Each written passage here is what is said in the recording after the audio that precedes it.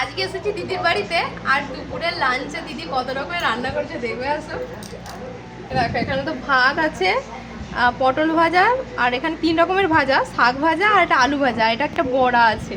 আর এখানে সেই ডিমকে ভাপা করে একটা নতুন রেসিপি, এটা বাঁধাকপি, এটা ডাল, চিংড়ি মাছের মালাইকারি, এই একটা কি ভোলা মাছের কারি, তাই তো, আর এটা রুই মাছের কারি, চাটনি, এখানে চিকেন ড্রামস্টিক আর রায়তা, মানে প্রচুর আইটেম করেছে।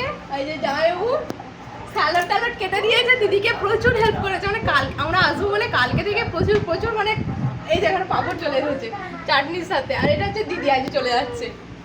তো চলো, এত কিছু আইটেম দিয়েছে, কতটা খাওয়া যায় দেখা যাক। এখানে তো শ্রাবন্তী আর এই জামাইবাবু, মানে সব